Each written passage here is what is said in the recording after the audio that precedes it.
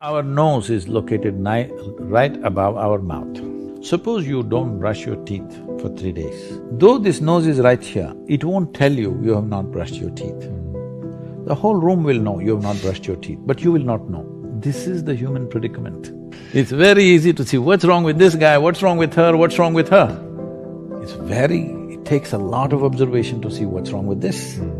That level of keenness of observation is missing in most people. I want you guys to be all in.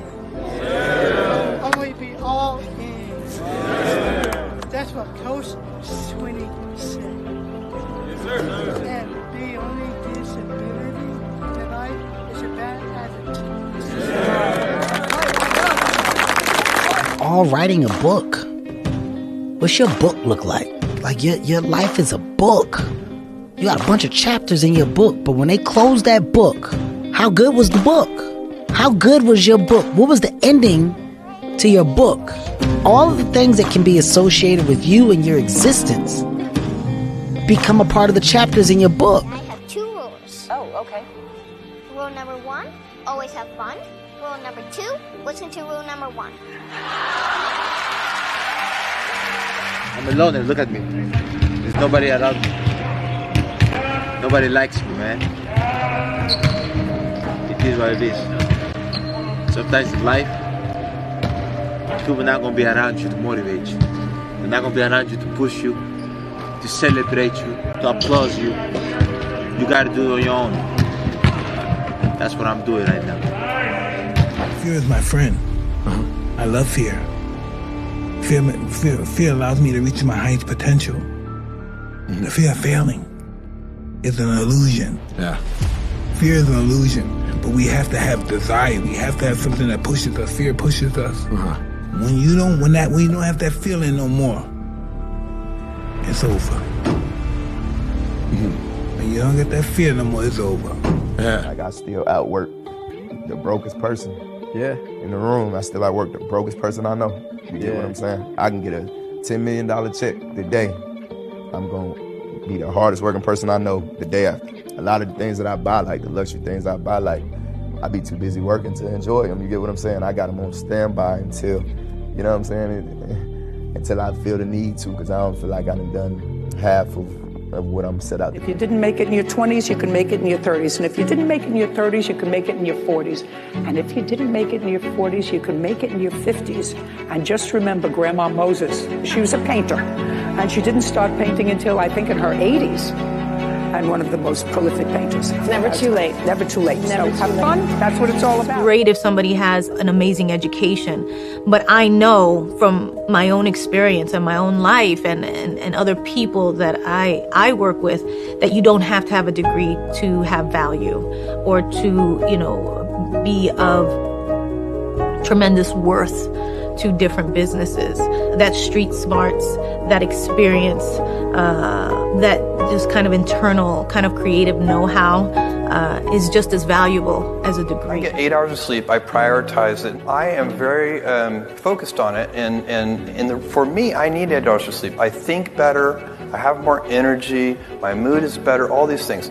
And think about it. As a senior executive, you get paid to make a small number of high-quality decisions, and they should just be as high quality as I can make them. Warren Buffett says he's good if he makes 3 good decisions a year. You get one life. And out that one life, you're only going to get out of it what you put into it. And never being okay with where you are, because after every level is another level, whether you realize it or not. And I always wanted to see what was past the thing that I got. I got here, but what's back there? I was never content with being High here. school English teacher, Mr. Fisk, I actually paid attention one time in class. And he said, he had this beautiful quote, and it read, "Rest at the end, not in the middle." And I took that to heart. I believe there's time for resting at the end, but for me, that time is not now. Have a dream, sacrifice for it, and never ever rest in the middle. Losses are part of life. I've lost in kickboxing, I've lost in boxing, I've lost in life, I've lost in love, I've lost in family. Like, life is, you don't just win all the time. It's wins and losses. So you roll with the punches. Life's not easy. Life is not easy. It is not. Don't try to make it that way. Life's not fair. It never was. It isn't now, and it won't ever be. Do not fall into the trap, the entitlement trap, of feeling like you're a victim. You are not. Get over it and get on with it. And yes, most things are more rewarding when you break a sweat to get them. Another man say you're fired. Absolutely. No one can tell me that.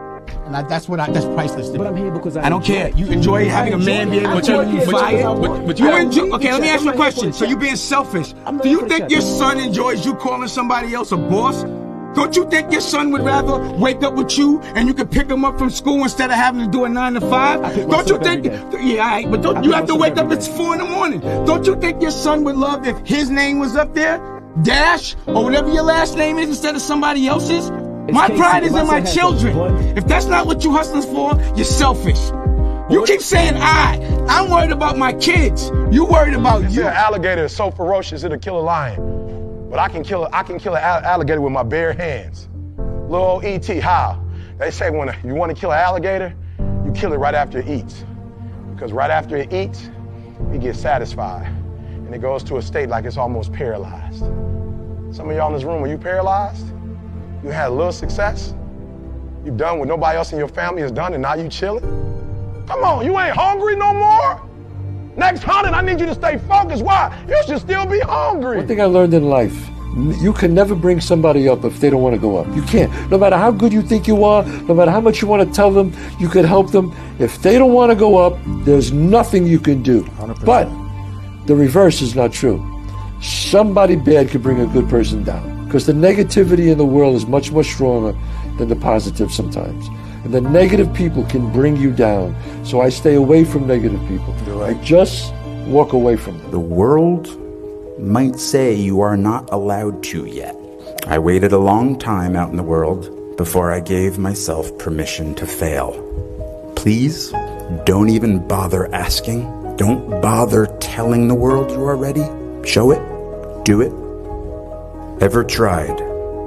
Ever failed? No matter. Try again. Fail again.